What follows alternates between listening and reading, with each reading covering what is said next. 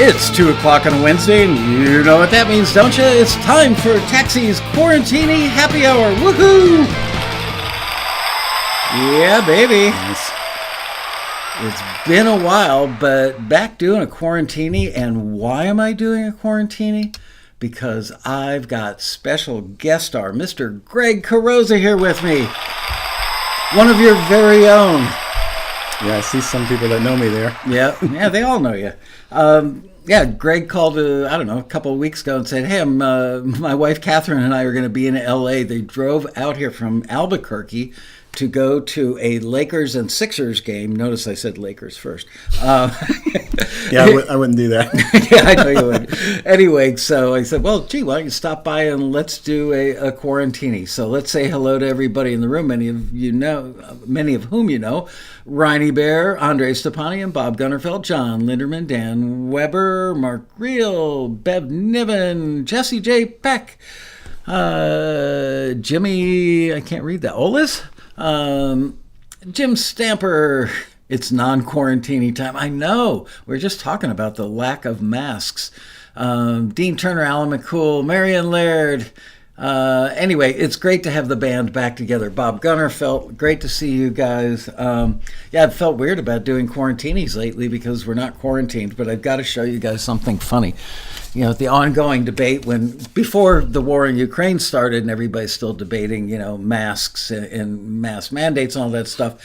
And some people in the news were going, they just want to make us conform, and other people are like, two sides of the coin. Anyway, not choosing a side, but I did find this funny. When I opened up a box of masks the other day, it had a certificate of conformity in with the mask. And I thought, well, that's amazing. I should send that to somebody at NBC. Anyway, just funny to me. That's crazy. So I'm excited to have Greg here. And the reason is because he is not so typical. It's the wrong way to say it. Greg was somebody who started out with Taxi, and it wasn't working for him. It was a failure, and I've talked about this before when I've interviewed him. But then he came back and approached it the right way. So I'm going to have him tell that story, and then I want to talk about business etiquette in the music library world, because that's becoming an issue. We're hearing from more and more music library owners that are like, wow, I can't believe one of your members you sent me, whose music was great, did this, and it was really boneheaded.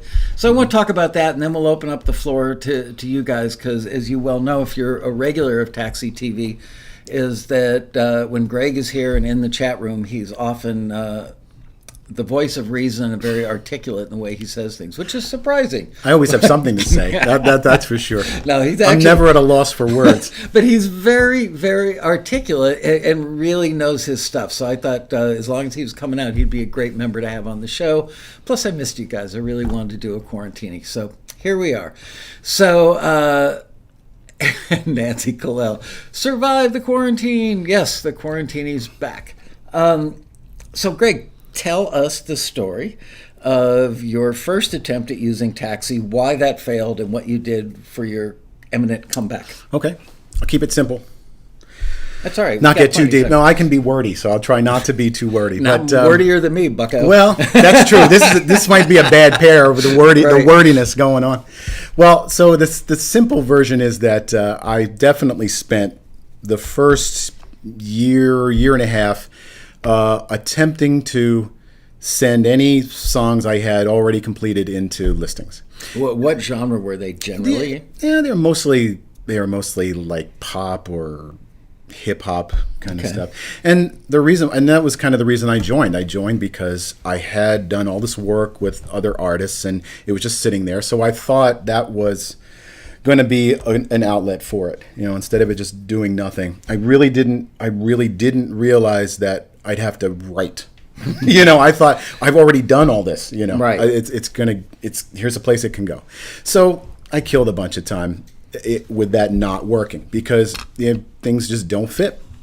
They just don't, you think that they do, but until you start to analyze what the listings examples are, you really don't know that what those things are telling you about what is the real need. Whether it be the simple stuff like the tempo or the instrumentation or the mood even. So Which might be the most important. yeah, which is probably the most important. I mean, the other things lend to that, but so I sent in a bunch of stuff and maybe got one or two forwards along the way. So that's just like broken clock is right twice a day. Yeah, well, type of we situation. felt sorry for you, so we gave you a couple just to make you feel better. Yeah, I doubt that. I doubt that's how it worked. But so it wasn't until I came to the rally in I want to say 2017 that the light bulb kind of went on that I've got to really analyze these examples, and if it's going to work, I'm going to have to write specifically to what's being asked for and not try to shoehorn stuff in there. Were you not offended by that reality check? Because some people are like, I'm not going to write to order. It's like I create, I emote, I make what I make. I didn't, and I can't give you a good reason why. The only thing I can say is I never really aspired to be an artist. Like I never really felt like an artist feels. Like I create and this is like the most important thing. I just like to do it. Yeah. And I really like the technical side of it. I used to played in a band for 15, 20 years, something like that. But what I really liked to do was get back home and sit down at the table in front of my keyboard and computer and make sound happen and get it back the second time. That's probably my favorite thing about it. Which you probably had a long time of not being able to do Total Recall, but Total Recall is my thing. Yeah. Playing live was like, okay, we did it. Maybe it sounded good. I don't know. We'll never know. I hated that. That's me. I like a nice recording. Go back to the beginning and it's still the same. That's my thing. Wow. So I just kind of like that, and it kind of. And then once I realized that what I have to do is write stuff specifically, I thought, well, I can do it. Yeah. Why can't I do it? Why can't I try to do that? Oh, that's good. And so that's what I started to do. And I still was really bad for like another year. I still don't think I was really good within the context of doing that. Well, I think it took a while to really analyze the listings examples and really understand why they were the examples and what they had to do with each other and the commonality, what the commonality was and what was really being asked for, and then the secondly was doing something that fits that. Mm-hmm. So I think first it was figuring out what they are, and the second thing was actually doing something that makes it work, and that took me some time. It took me some extra time. And it really was, and then really a bunch of light bulbs went off when I came to my second rally the next year, where then I just started to be able to do some things that were getting forward and they made sense. And then I got to the realization of I've got to do a lot more of it. Then the pace that I was at was like fun. The fun pace, but not the job pace. Okay. So if you're going to really be serious. How fast or slow was the fun pace when you did one a week? Yeah, that sounds about right. Okay. I think the fun pace was like one a week, and I was and that was fast considering compared to what I had done in the past before that. In not for listings, but just in writing in general. So at first I thought one a week's not so bad. I thought I've done something here. Then I came to the rally again and found out that really wasn't gonna do it in the long term. Needed a lot more work and obviously good, but just a lot more volume and keep up. Coming with to the rally, was it taking classes, listening to panels, or talking to other members? It was all of it. Okay. It was all of it. Because a lot of themes recur at the rally. You get the same kind of stuff from everyone, particularly those who've had some success. Nobody's trying to make anything up or sell you on anything that's not right. I mean, they're trying to tell you exactly how it is. Isn't it mind-blowing that the majority of taxi members don't come to the road rally, and they really don't realize that almost every successful member, and Greg is what I would call becoming successful. He's not in the $100,000 a year club yet, no, but he will be. I have no doubt that you will be, because he's got exactly the right work ethic and attitude, and the stuff he makes is always consistently great. So it's going to happen, but he's on the trajectory now. So it blows my mind that example after example after example of successful members or people like yourself that are on the steady trajectory to becoming a six-figure member, they all say that the rally was an inflection point, and yet people just go, maybe I'll do it next year. It's like, but you've wanted to be successful making music your whole life, yeah, and somebody's going to hand you the keys to the kingdom, and you're going to stay home. It's hard. It's hard to break out of. It's just hard to break out of your own routines. It's hard to break out of your own mind. Yeah, So I can't. I don't really fault anybody for that, but we just keep. I do. We'll just we'll just keep hammering on them with it and say, this is the way it has to be, in order to get there. And it just takes time. I think that's the other difficult thing for members to accept is the amount of time that it takes. I mean, of course, anything can happen. So you could always write that song and get a really great opportunity with it, and it can pay a whole lot and lead you to another one that does the same thing quickly. That could happen, but it probably won't happen that way. Happened for Adam Watts and Andy Dodd. They both became multimillionaires because of getting a song forwarded to, I can't remember his name now. But whatever, they ended up getting music publishing deals with Disney Music Pub. Their music ended up in High School Musical 1, 2, and 3, Camp Rock 1, 2, and 3, just all kinds of stuff because of one forward. But that's really rare. Yeah. It just takes a lot of time, a lot of work, and just keep building, on every small success. You just keep doing that. And another thing this is not something I think I learned from Taxi, but something that I just kind of always did was I really, really try not to say no, because you just never know, what that opportunity is going to lead to. But are you talking not saying no, like if a library owner, CEO type guy reaches out and says, I need this, you'll stay up all night long to get it done because you want to impress them with the fact that you'll go for it? Exactly. Okay. And you just never know what that'll lead to. Yeah. I mean, maybe that track will get placed somewhere where somebody will see my name on it and want to reach out to me directly to do something. And of course, that's always within reason. If someone says, hey, we really need you to do this, we need to do like a klezmer track, I better not say yes. Because I don't do that a lot. Your clarinet chops are not what they I'm used not to be. up on the clarinet, no. So maybe that's where I would say no, because that's also a good thing. Don't say yes if you don't know you can do it. That's a great point. Because that puts you in a worse spot than saying no. You will only embarrass yourself. Right. So when I try not to say no, it's to things I know I can do. Yeah. Because if you say yes to something that you can't do, and you either don't do it or you do it poorly, then that's a door you're closing that you wouldn't if you just said, hey, that's just not my thing, and that's probably better. What is your thing? What is my thing? Yeah, I mean, obviously you do a range of things. I know, I do. And I know that you will study. You'll see a listing in a genre you've never tackled before, but have that thing that says, I might be able to do that. And then you will research the crap out of it and get it right.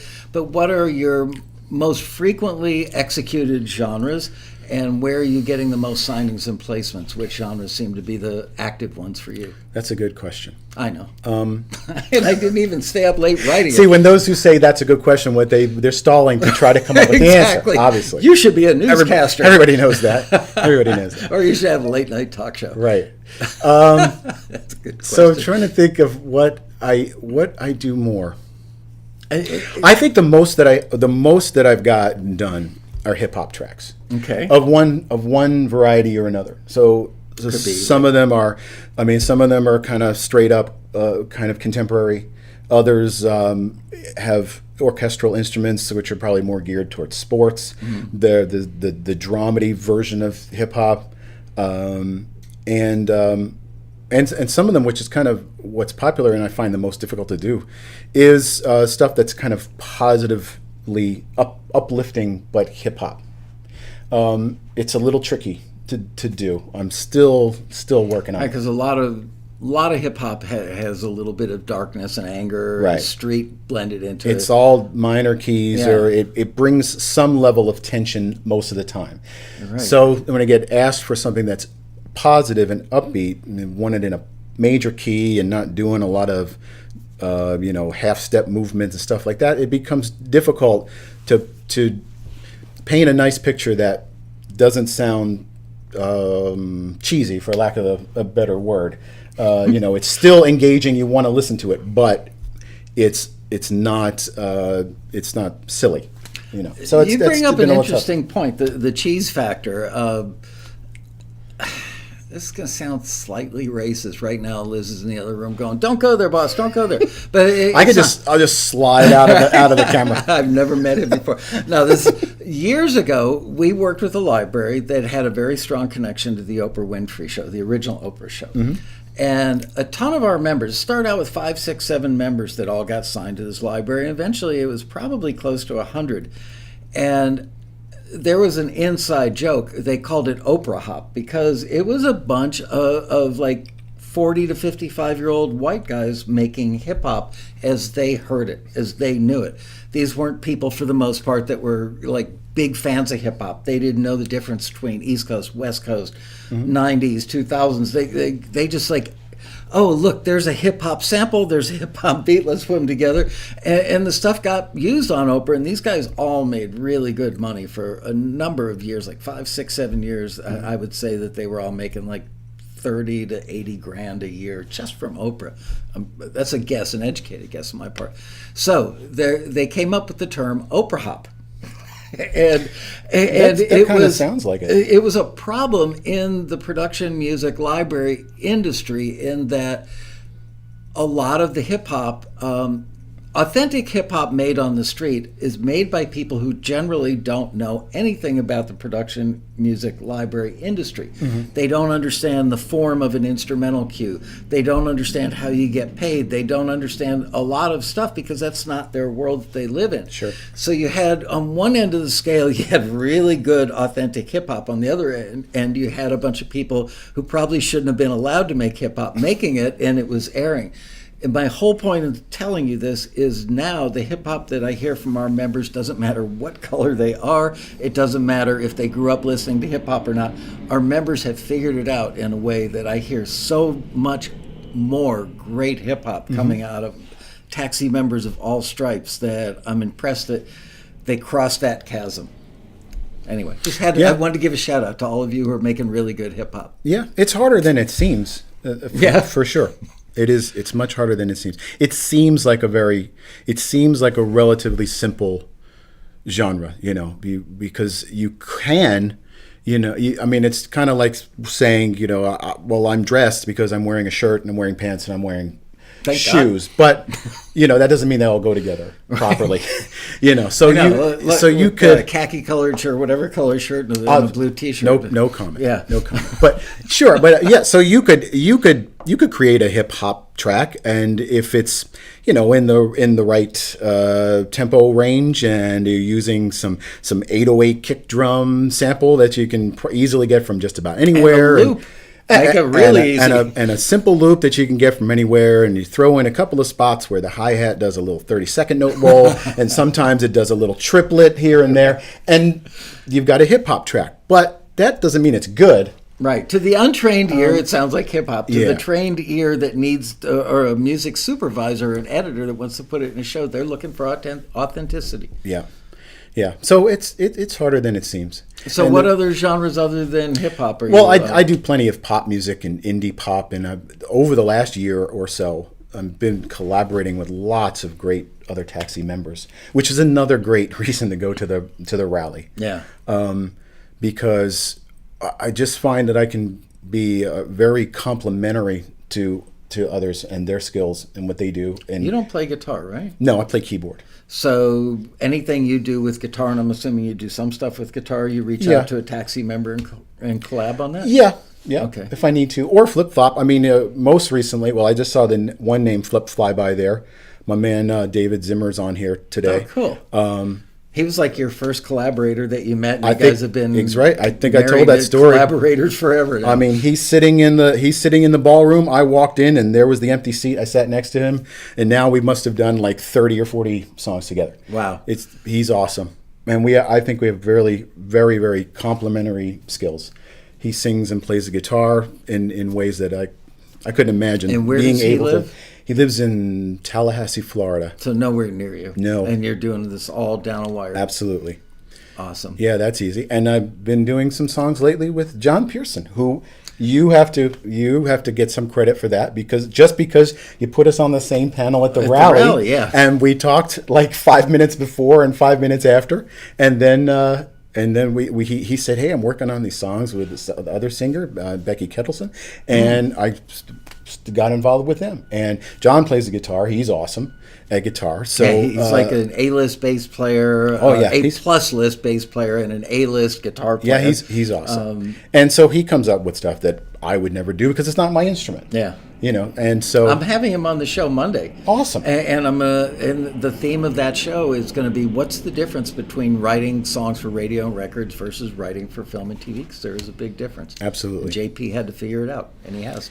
Well, I'm no lyricist, so that's why I like getting involved with those who are doing that part, and that's not my thing. Yeah. I mean, if somebody's used some poor English, I might be able to say, that's not right.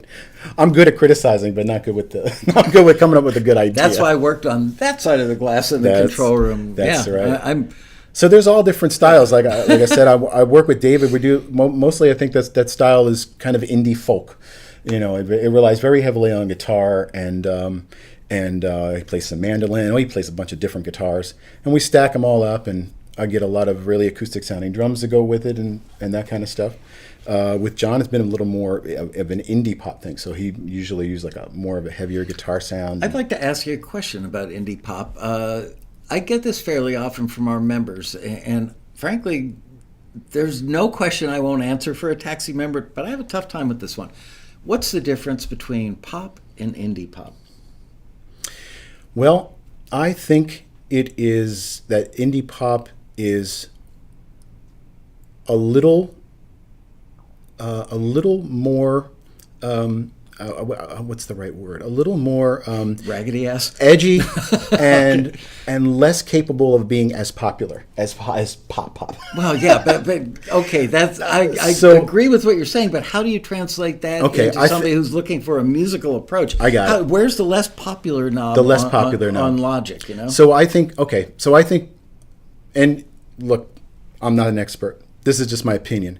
I think probably the number one thing is it's got a character vocal, not necessarily a great vocal performance. I think that's a great answer. I completely agree with you. I did it. Demi Lovato, Ariana Grande. Yeah, they're pop you're singers. never going to call them indie pop because Right. they're too great at singing. But if you get somebody that has a little bit of, I'm a little disinterested in what I'm singing about, is one approach. It's not the only approach. Or sometimes there might even be a little bit of pitchiness, like the note bends a little bit at the end, but it's not accidental, like, oops, you made a bad demo pitchiness. It's like, I'm singing with attitude, like I don't really give a damn about you in this lyric, and they'll bend a note down. So I think the lyric approach is a lot of it. But I hear people that will send in Ariana Grande pop vocal, like, wow, nobody could deny that's a really well executed vocal, but it's not right for indie pop. Right. Yeah, I think that's probably the number one aspect answer. of it. And it's not to say that someone's not a great vocalist, or they're not using a great vocalist, but it's not even that it's not technically great. It's just that it's got some other outside the norm character to it. I think that's kind of the thing. I mean, I think a singer like Tom Petty would really be more characterized in that way. Yeah.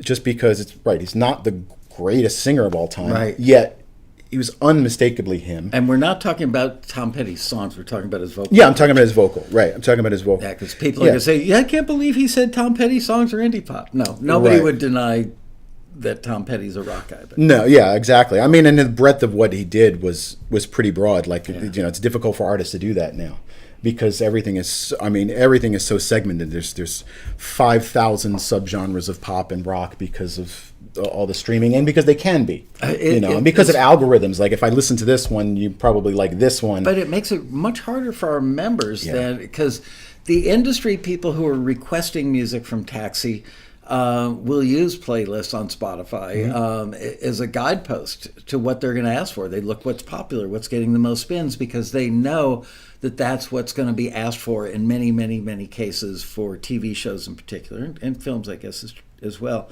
So they might go down that rabbit hole of a semi-obscure subgenre of indie pop. Look, I see stuff in our listings and go, I need to educate myself. I will go listen to the references while I'm doing the final proof on the listings. Yeah. It's hard to keep up with it, but you have to pick your target and then go research it, which is what you've always done. I try. It can be tough. And still the number one thing, though, is to hit the mood. I think whether it's a song or an instrumental track, that's the thing to come away with. Like, when you listen to the examples and you pick out the technical details of them, like it's this so many BPMs, it's in a major key, it's in a minor key, the instrumentation is guitars and very heavily guitar, the instrumentation is very heavily synthesizer, electronic drums, acoustic drums, whatever you come up with. Still, the number one thing is what is the mood? What is the mood that's being evoked from that? And maybe that's done with the music, maybe it's done with the lyric, but that's the number one thing, because if that's what somebody's looking for when they're trying to drop it into a scene, is it going to support the mood that they think they're putting out there with that scene. Is it a fair statement to say that you stand a better chance of creating music that will make more money, get more placements, all that good stuff, by clearly defining the mood and sticking with it from beginning to end in the piece, rather than being a virtuoso musician? Oh, absolutely. A lot of people don't believe me when I say that. Yeah. They think, no, it's all about you showed the most virtuosity in the way you played this piece. But that's not what the editors are looking for, and that's not what the audience at home watching TV is looking for. Right. They're looking for, did it make me cry? Did it make the scene more impactful? Was it funnier or happier? So no, if your goal is for sync, then you're a slave to the mood of the scene. And things like solos and long introductions and changes of mood or changes, or different compositional sections are all out the window. Yeah. You need to eliminate all that kind of stuff. And sometimes it's hard, but that's what you need to do. I mean, when you're doing a song, and again, it's hard, but I try to think of it in these terms. If an editor or the supervisor wants a song, if they need some instrumental section, you're giving them an instrumental without the vocal. Mm-hmm. So they'll just take the section that they need, or maybe it'll start with they'll start with instrumental and then go into your chorus, something like this. Yeah. But you don't need to write an instrumental section into your song. Because you're giving them something they don't need. They've really already got that. If you get an entirely instrumental version of the song, they already have that. And the second thing is you don't need a big introduction. Yeah, it only frustrates them because they don't get to the red meat. Right, you got to get to it. Got to get to it quickly, and you never know. On the other hand, David and I had a song placed, and what they used was the introduction. And when he started to sing, it faded out really quick. Wow. Yeah. Sorry, Dave. But that's rare, It's rare. It was very, very surprising. It was very surprising. Some people point to those exceptions and go, but that happened for them. It did, but are you going to put your bet on the horse that only won one race in its entire career? Yeah, that's just not the way. It's still just not the way to do it. Which is not to say it was a long introduction. It really wasn't. It was fairly short, and it really sounds cool, and that's why I think it wound up getting used. It was like a scene transition type of thing, and then the song went on to become source music into the scene. So they kind of transitioned from. Nice. Yeah, they kind of transition. You've seen it a million times. The intro was used to cut to the other scene, and then it kind of faded faded into the sound of being source music until they got to score. Have you had the experience that many other successful or on the way to becoming successful members have told me about, which is that the thing they least expected to do well ended up being their evergreen moneymaker? I think it was Matt Hurt many years ago told me that he banged something out in an hour or so, wasn't particularly proud of it. It got picked up by the library, instantly got into a show. And I want to say I could be wrong, but I think I'm right about this. I think Matt said something like he makes about $9,000 a year or something. Wow. Crazy from this one cue. It just gets used all the time. Is there any rhyme or reason to the stuff that you find? Because everybody wants to know what gets used the most. Mm-hmm. What's the secret to your success? What should I be doing that will guarantee me lots of placements? Have you seen any patterns or indicators that would answer those questions? No. Okay. I don't think so. Not yet. No, I think I just keep doing it. I mean, I can probably point out, think of a couple of examples where there were things that I did that I didn't think were my best, and they're placed. And there's other things that I think are great, and they still sit there. Yeah. But time will tell. I'm still near the beginning of an extremely long trajectory. I mean, just a few years into an extremely long trajectory. It takes a really, really long time. So it's still hard to say. People are uncomfortable with that time, and Yeah. I understand it. It's hard, you put so much effort into a single cue or learning what cue construction is, understanding the difference between a cue and an instrumental. You go through this whole process and you make something, no, that wouldn't be right to say on family television, but you push it out and you're so proud of it, and then it lays there like a lox, and they don't understand. But this is a great piece of music. Why aren't they using it? It's only because somebody didn't need that kind of great music. Right. They don't put it in a show because it's great. They put it in a show because it's that's right. Right, yeah. And they don't need it now.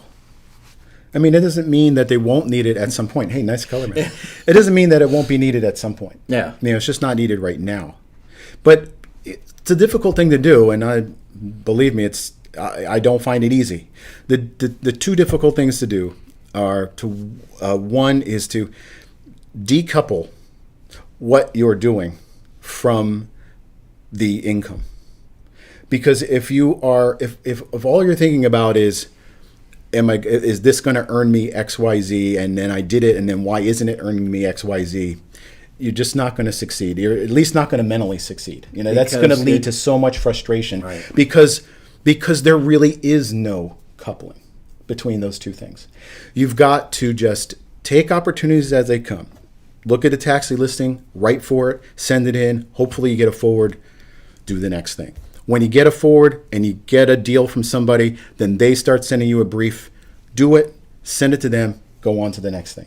You cannot be worried about what income something generates. And then the second thing is, which is kind of related to that, is you just can't get so invested in that piece as art. While I can see how people feel that way, and I feel that way. So I'm not saying I don't do it, but that's also going to lead to a whole lot of frustration. You can't say, oh, they didn't place it, they didn't sign it. Why not? It's great. I love it. I put all this time into it. Everybody in the world is wrong because they didn't use my piece. Can't think that way. You have to just do it and move on to the next one. And you've got to take constructive criticism on that. And you can't again think, well, if you get some criticism, and that's another great thing I find about taxi, is that you can get feedback. I mean, you obviously learn a whole lot more from getting a return, because you get some feedback about why it wasn't forwarded. Whereas, when you if a publisher asks you for, sends out a brief and asks for 5 tracks that are right. hip hop tension, and you do them and you send them and they say, I don't think so, or nothing. Right, and you don't know why. Yeah, you don't know why. Not? Yeah. So the fact that you get feedback and you can operate on that feedback and get better is really invaluable, because actual publishers and supervisors don't have the time to tell you what to change about your track to make it fit what they need. And they don't have the time because they're busy trying to sell music or license music. Yeah. And that's how they get paid. So you don't want to distract them from that mission, because when they're getting paid, you're getting paid. Right. So you really got to just not hold your work so dearly. You just got to do it and move on to the next thing. And this begs if the nothing argument. happens there, you're good. Write another one. But this begs the argument for, I'm going to rephrase that. Successful members, and I know because I do the second to the last edit on the member deal section of the newsletter every month, every single taxi member who has had some sort of success will include in their, hey, taxi, I got a deal. Somewhere in there it always says, and the thing I really love about taxi, they always mention community and they always mention the feedback. Mm-hmm. Taxi members who asked for refunds or just don't renew or whatever always say the feedback is bad. The screeners are wrong. They got it wrong. Right. So isn't that funny that the successful people are all grateful for it? The people who aren't succeeding are disgusted by it. Right. That just means they're just too invested in what they've done. But shouldn't they be? Yeah. How can they not be? I guess it's a fine line. Yeah. You know, if you get too invested in it, then you're not open to criticism. You're not open to improving yourself. You just want to do what you want to do. Right. And everybody should love me for it. Well, and that's okay. Like, you can do that. Yeah. That's fine. You're probably not going to succeed, So you're telling me I have to sell out to be a success? No. I don't think so. Nice. No, I don't think that's it. I think you've got to find the box to be in, to succeed. You got to find it, I mean, some people can succeed by being outside of that box. Yeah. Right. There are always exceptions. Yeah, and most of the time those are artists, and then that's who we're talking to. Then that's fine, because then that's the thing you need to do. That's the total opposite. In fact, I think if you want to be a successful artist, you've got to be outside that box. You've got to be something new and fresh and that kind of stuff. But if you want to do things for sync, then you've got to find the box to be in to be successful, which is to match what you're being asked to do, to serve the scene. That's the number one thing. Yep. It's not to be the greatest songwriter of all time. Every supervisor and every editor uses that phrase. You got to serve the scene or serve the story. Which is where I heard it. I certainly didn't invent it. It's just because I've been listening for years. So I'm not saying anything new. I'm probably saying the same thing that everybody's heard from so many other people over the years. But that's okay, because you're just one more person testifying that it works. Yeah. It does. And clearly anybody who either knows Greg, well, may not know him personally except from a road rally, but, you get a sense, this guy's not a liar. He's not making this stuff up. He's got no motivation to do it. I try not to. He could have not said, I'm coming to L.A. to watch the Sixers get their butt kicked by the Lakers. We're winning tonight. And you're playing the Clippers tomorrow night? Friday. Or Friday, okay. Yeah. And I'll be at both games. Wow.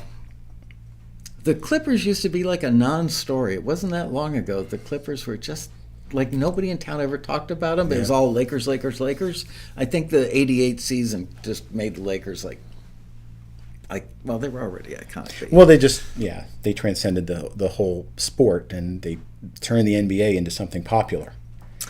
I could have taken you. We just went out to lunch right before the show.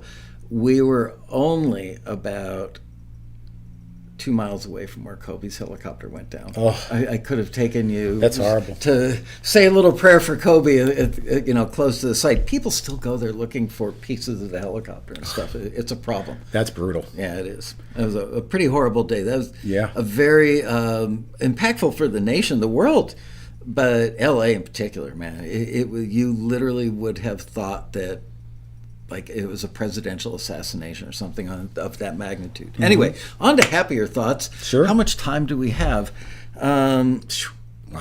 Is that the time? Wow. Yeah, 2:39. We're doing okay. I can talk. But we've covered a lot of ground and really good stuff. I hope so. At the top of the hour, you're good to stay till 3:30? Or let's make it 3:15. Yeah, we can do that. Okay, you sure? Mm-hmm. I don't want to make you late. Because normally quarantinis only go for an hour. Mm-hmm. You know what? I can handle it. Okay, you're certain. I do not want to make you late for this game. You drove all the way here from New Mexico. We'll make it. All right. Yeah, but we have LA traffic. I know. We're like 10 miles away, and it's going to take an hour and a half, but that's okay. Oh, really? Only that time? Only an hour and a half? My fingers are crossed. When I moved out here in '88, I moved to Woodland Hills, which is kind of on the west side of the San Fernando Valley, and people are like, why? Why would you live out there? I was commuting to where Universal Studios is, which was, if I remember, like a 12-mile drive maybe, and it would take me an hour and a half each way every day. Wow. And now Woodland Hills is considered fairly close, funny enough.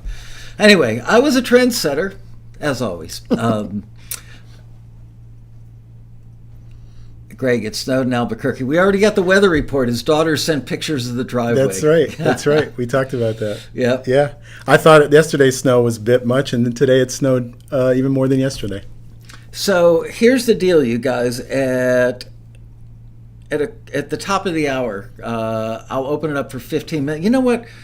No, and I'm going to do 5 more minutes with Greg, so get your questions ready. If you guys have questions you'd like to ask Greg, unfiltered, we're not editing, blah, blah, blah. Elliot, hang on to that for 5 more minutes, if you would, please. I did have one really good question to ask you, and now I can't remember because I got sidetracked by the Lakers. They do it to everybody. Do you feel creatively stifled because you're filling orders or working within a box, or do you feel creatively challenged because you have to take, let's say, a hip-hop dramedy cue and make it somehow fresh enough and a little better than the other guys, but maybe not compositionally? Maybe instead of pizzicato strings, you're doing pizzicato banjo or koto or whatever, something that's not too far away from a pizzicato string sound, but just far enough where the person listening, deciding whether or not it gets signed and or whether or not it gets used in a show, they listen to it and go, that's kind of cool. It's the same, but just a little different. Right. So do you enjoy that aspect of the creativity, or do you feel stifled because you're filling orders in a box? No, I enjoy fitting in the box, and actually that, honestly, I think that's kind of the better way to do things. I mean, today with all of the tools and choices that we have at our disposal, it's easy to have the world be so vast, the possibilities be so vast that you can't finish anything. Right. It's not like back when you started to do things that, this is how many tracks we've got, right, and this is how many takes we can do, and if you want to do another one, we're going to have to race the last one. I just told the story on Monday's show. If I wanted a backwards cymbal, I sent a guy out to the room with a stick and a cymbal on a stand and a microphone. We hit it. We flipped the tape over. Yeah. Now you guys, probably have 100. You hit the reverse button in Logic, there you go. and the sound goes back reverse. So when you can do that kind of extremely complex things in an instant, I feel like you need a box to be in. This style, this set of instruments, this speed, so that you can get something done. Makes sense. So, I don't, and again, this is me, and this is not everybody, but I personally don't feel like I'm out to make a statement with what I'm doing. I just like creating stuff. So, I don't mind getting some parameters and say, fit these parameters. Yeah. I feel like I like that better. It makes sense. Yeah. People like a target. Mm-hmm. If you were in school and your English teacher said, write a 2,000-word essay, the first question out of your mouth is going to be about what? Because getting started is the hard part. Yeah, exactly. But if the teacher said, write a 2,000-word essay about the first time you fell in love, you'd have a story to draw on, and you would have a starting point, and you would be energized to go do it. So not unlike getting a brief or a listing. Yeah, exactly. And the other part of that for me is a deadline.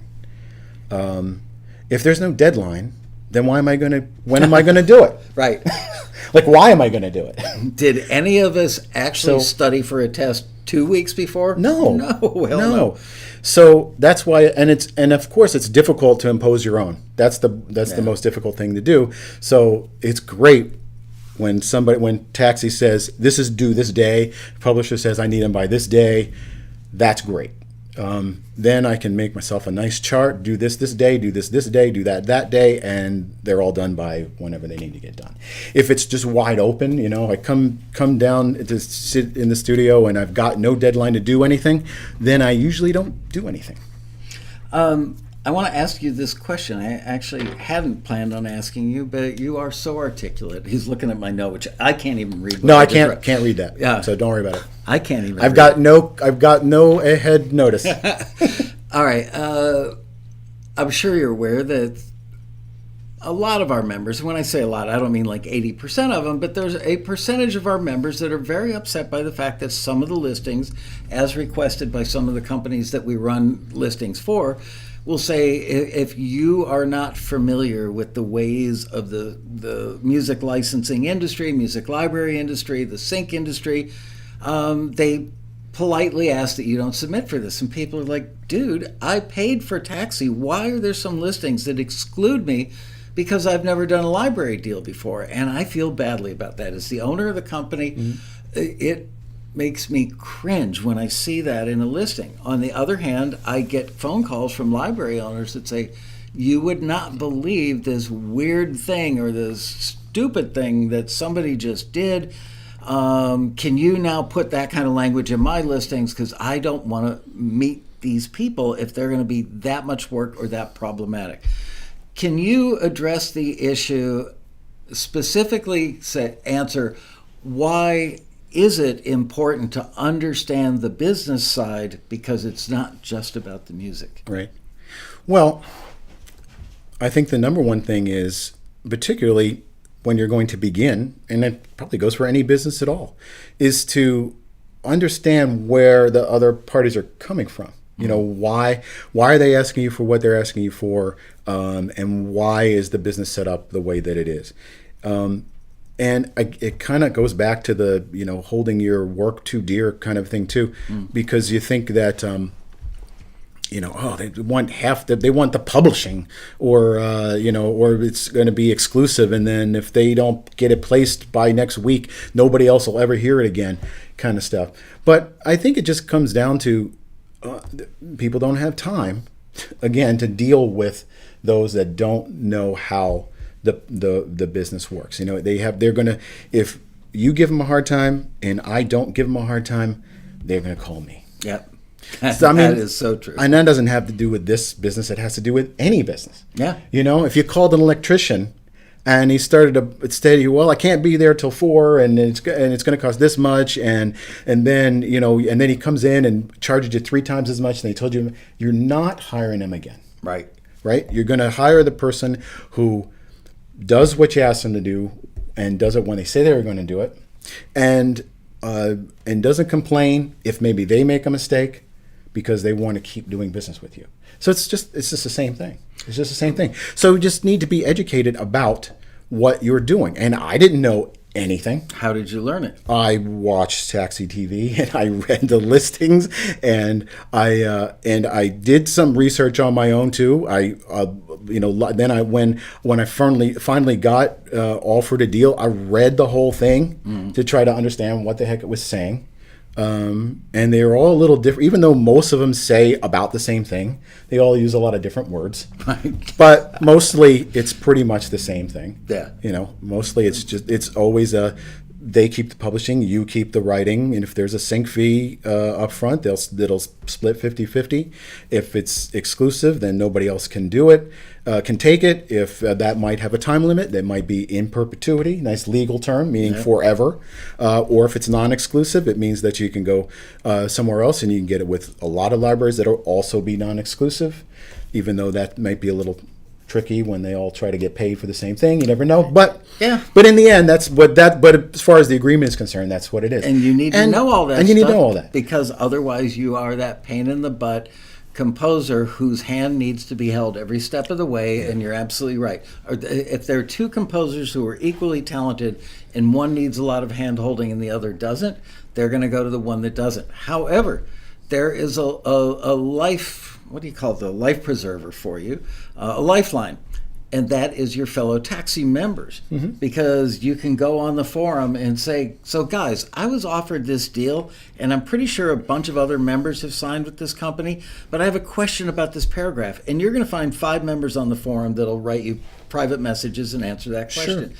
Or ask them at the road rally, or walk up to the library owner at the road rally and say, I got a deal offer from you in the mail a week ago. I haven't signed the contract yet because there's one paragraph or clause that made me uncomfortable. Can we go grab a Coke, in the restaurant and talk about this? And they'll say yes, most likely. Yeah, I was just going to say that it's not to say that you can't, that you have to absolutely know or understand everything. I mean, you can certainly go back, if you offered a deal, you can certainly go back to somebody and say nicely, hey, I don't understand this. Would you mind explaining it to me a little bit better? There's nothing wrong with that. I've done that, and I got a nice answer. Because if you're nice about it, you get a nice answer. But if you call them up and you're whiny or have an accusatory tone, Yeah. and then 2 days later you're calling them again, and 4 days after that you're calling them again, at some point they go, this guy is going to be more trouble than he's worth throughout the entire relationship, so I'm just not going to answer the next phone call or email. Period. You just have to be respectful of others' time and expertise. They've got it, and they've got something you want. You want to sign a deal with them because they can make you money. Yeah. So you're on their terms, and that's okay, because all you got to do is be respectful of them. That's all you got to do, which again is really not different than any other industry at all. But musicians seem to have this sense that because they're in a creative industry, that it should be all about the creativity, and maybe they get some sort of free pass on the business side because we're creative, man. There's your answer right there. I guess so. I guess so.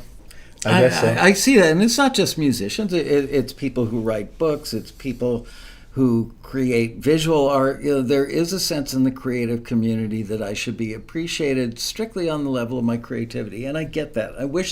I really sincerely wish the world were that perfect, but it's not. Greg was absolutely right. Given the opportunity to work with somebody who doesn't require a lot of hand-holding, they will choose that person over an equal person who does require it every time. All right. Let us open. Just got to be nice. Yeah. And don't be, well, some people can be nice and be a persistent pain in the butt, too. So you got to know where the line is. Yeah. Okay, here's a question from Elliot. We're now in the question phase of today's show. Typical or most common creation day or week for you?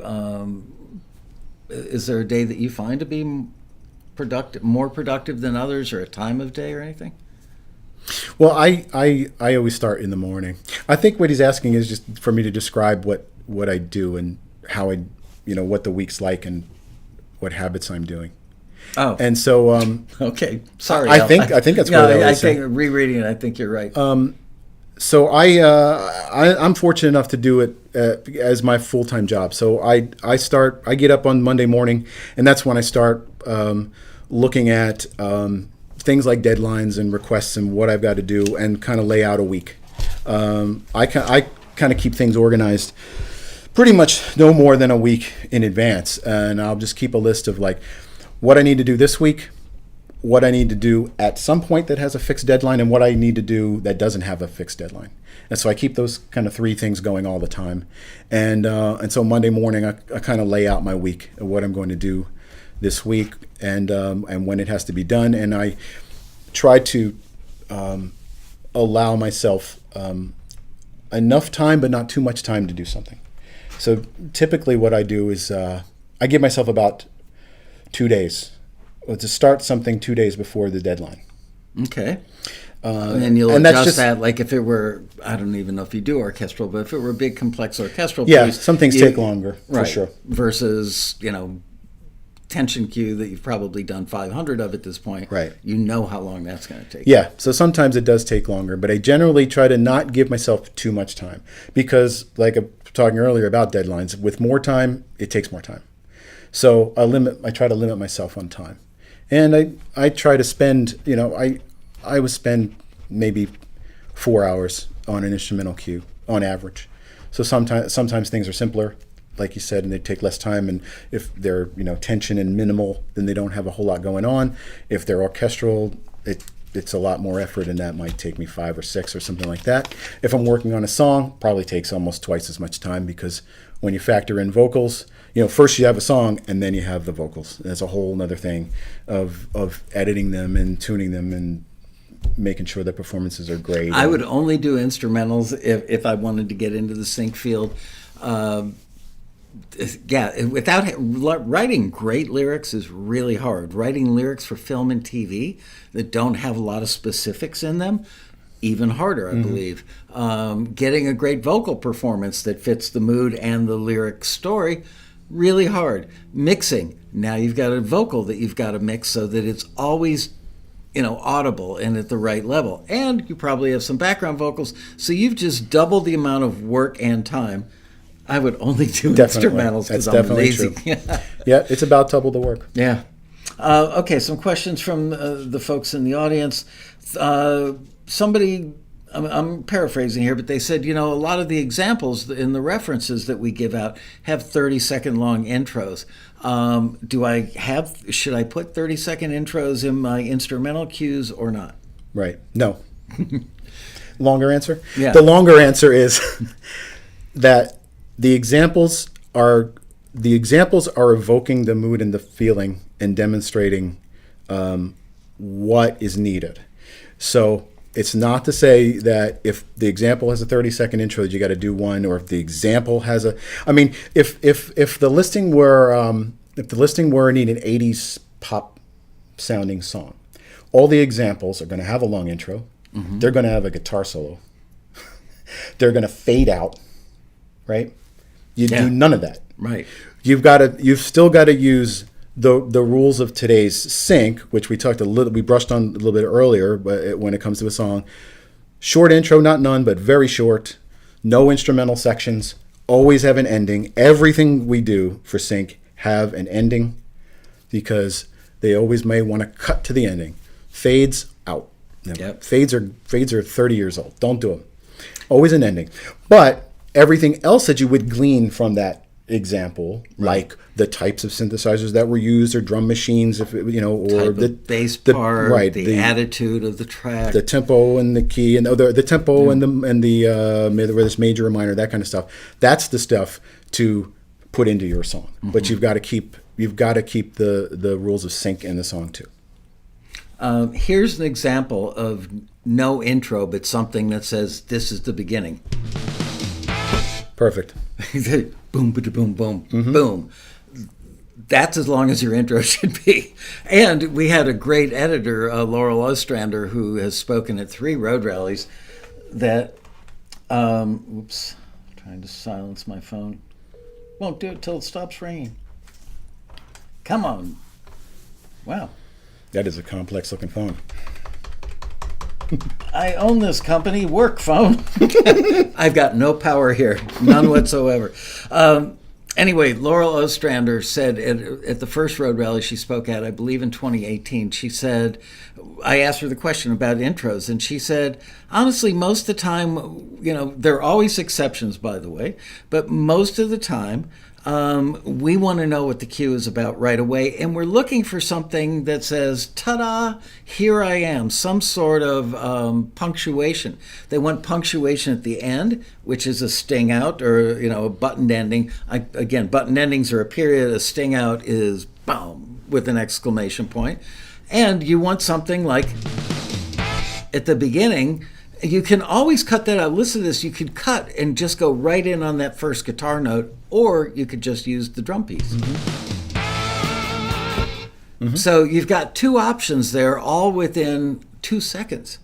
And that can help an editor determine the mood of that scene. Mm-hmm. And it depends on the genre, too. Yeah. Because sometimes what you're doing, you want to build, like if it's tension, then you want to start small and get to the big thing. Right. But if it's like hip hop or pop or something, you want to start with the big thing, then maybe break it down and then build it back up. And even with the tension cue where you might come in softer, you will still probably want to establish the melodic theme right off the beginning. Right from the beginning. So your instrumentation may be skinnier. Mm-hmm. But yeah.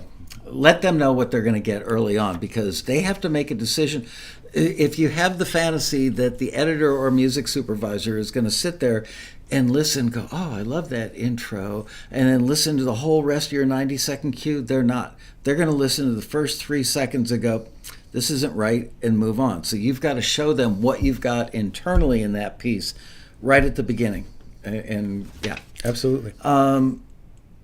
Okay, somebody else asked a question, and I'm paraphrasing again because I'm writing these on a Post-it note and really need to make them tiny. I can't read them either. I know, I can't read them. I'm just making this stuff up, totally ad-libbing here. Nice. How long did it take you to learn how to make broadcast quality recordings? Because, the production engineering side, that's a whole other thing. Well,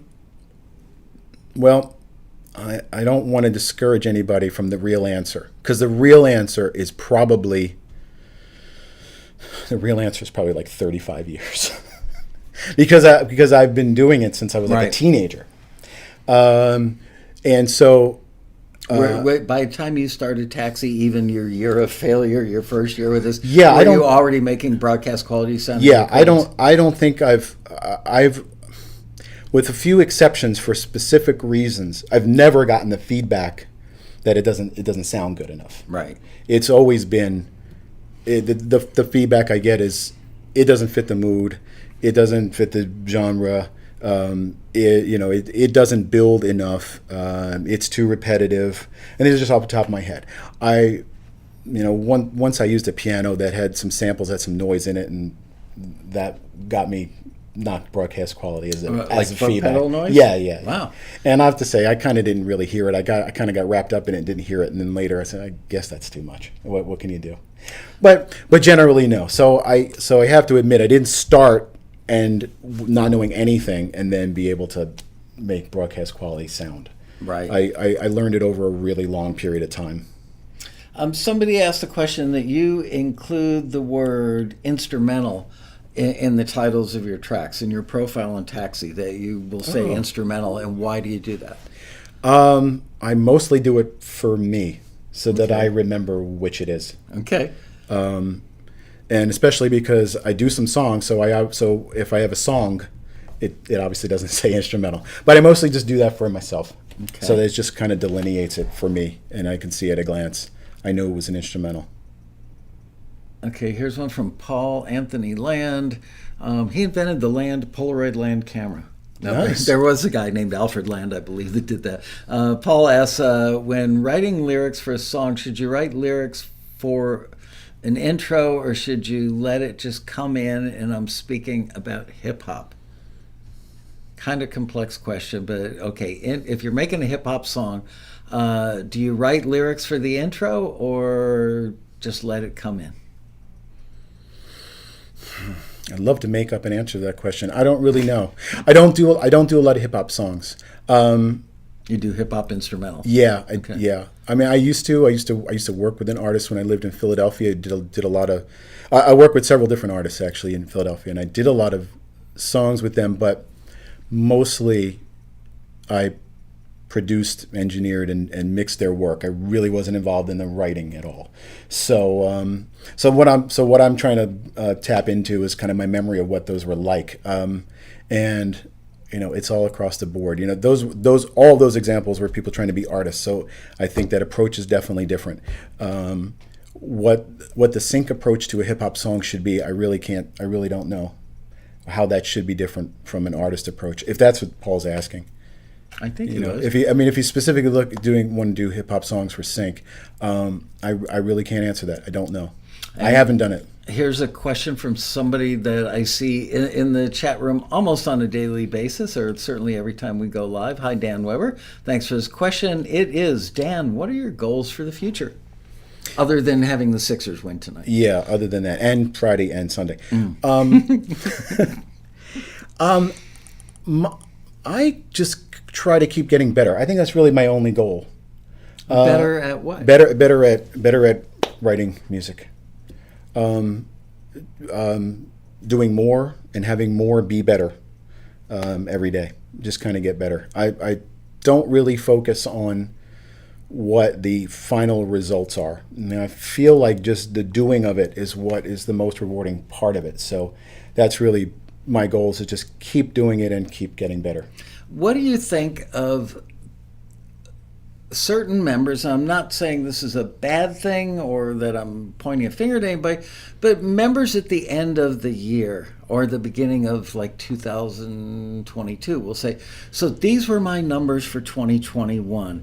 And I submitted, 21 times and I got 8 forwards and I didn't get any deals offered, so Taxi didn't pay for itself in the first year.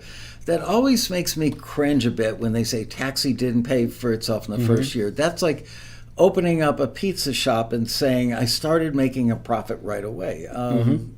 How do you feel about that whole concept? I can show you my spreadsheet if you want. Okay. Because even though I just said that my goals are just to get better and to do it, I'm a very analytical person, so I track all that stuff. Weren't you a programmer at some Yeah, point? I was a computer programmer makes sense. for about 15 years. Yeah. So so I'm very analytical. So I track all that stuff. I keep track of all that stuff. But what about the concept? I don't find it. Didn't earn my membership fee back in the first year. Well, it's just a false equivalence. Like, I mean, are they counting all the money that they've spent on instruments? And, of course not. And the space and the time and the vehicle that they use to lug everything around in, and no, you're not counting on that. So just to say that your Taxi membership fee didn't result in some positive cash flow is just not the right question to ask. The right question to ask is, did Taxi did that in that first year where you provided opportunities and where you real ones and provided real information that helped you succeed at those opportunities? The answer is never no to that. It's never no. It's always yes. You've got to be able to take advantage of it. And that's the tough step. Is to get people to take advantage of what you're offering them. This is going to be the last question because I want to get you out the door and off to that Lakers game and do a 5-minute tour of Taxi World headquarters before you boogie. Nice. Do you have any words of profound advice for new members that are feeling frustrated? Well, yeah. Here's what I would say. This was tough for me, and I'm guessing it's tough for a lot of members. You got to get out of your decade.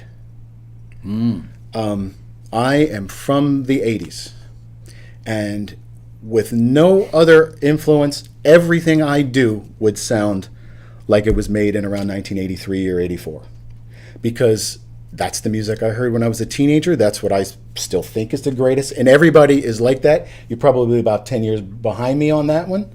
I'm mid-70s. Right. So you exactly. And so everybody's got that. Everybody's got that spot. What sphere of things they think is the best. It's usually what was really popular or good or noticeable at the time when they were a young teenager, and you've got to get past that. I just answered that question the other day, I believe, on an episode of Taxi TV, and people really appreciated the way I answered the question was melodies are different. Drum turnarounds. We're on the subject of drums. Somebody got feedback from a screener saying your drums just don't sound modern or something like that.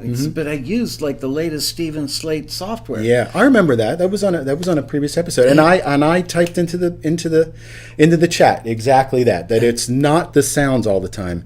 It's the parts that you're playing, and because you're stuck into, if you're you, then you're going to do a Steely Dan drum fill, which is way wrong. Yeah, you can't do that now. So even if great drum fill, just not right. That's for today. Right. If you were doing hip hop and you took a 808 drum machine, used all the exactly right sounds, but you played that fill, you're not doing it. You're wrong. So that's kind of the thing, is to get out of that mode, and then you'll get out of that way of thinking, and then you're on your path to not getting the feedback of your work is dated. Because I think that's probably the number one problem that people have, and you know better because you actually get all the complaints. But that's probably one of the number one things that people hear, is that their work is dated, and they don't know how to get out of that. It's funny, as I'm answering that question, I'm looking over at the chair sitting there 10 feet away from us, and I see, I think that's 461 Ocean Boulevard, the Clapton album with I Shot the Sheriff on it. Behind that is probably a Beatles record. Behind that is probably a Steely Dan piece of vinyl. What can I say? I show my age. That's okay, though. It's okay for you to listen to that, and it's okay that that's what you like the best. But that doesn't mean. But you've got to not let that creep into your work. If Right. if you're trying to do something that's current or different, whatever. If I that were is. to retire tomorrow and go back to work in the studio as an engineer producer, I would absolutely take 6 months to a year out of my life and do nothing but listen to music from the last 3 years and stuff that's just busting out now, and just take notes galore. Why do these drums work? Why is this guitar part so awesome? How is the vocal approach? Reverb. Look at that. They're using very little reverb, but the reverb they use is really wet, probably pre-fader. So eventually you absorb all those things that are contemporary, and that's what you start to poop out, for lack of a better way, on less than 4 hours of sleep. So forgive me for that. But you know what I'm saying is whatever you absorb, kind of what comes out the other end in a good way musically. Yep. Well, with that, thank you so much, man. If you hadn't called me, thank you, and said, hey, I'm coming to LA, want to grab lunch or something, wouldn't have given me the opportunity to invite Greg to be my first guest back in the beautiful studio at Taxi World headquarters. By the way, Michael Jackson made records on that console behind us. This one right here. That one Nice. right there. Yeah. Turn this fader down. Anyway, thanks, Greg. For your sake, I hope My the pleasure. Sixers win tonight. And tell your lovely wife that I'm sorry she couldn't join us for the show, but thank you for being your partner in crime and getting you here. I really appreciate it. She always is. With that, you guys, thank you for showing up on a Wednesday for what I think was a great, highly informative episode. I'm really, really glad you joined me. And I will see you on Monday with none other than John Pearson, who was your co-star on the Rally panel. Yeah. So, anyway, there you go, guys. Thanks a lot. Bye-bye. See you soon. There's the right button. Bye-bye.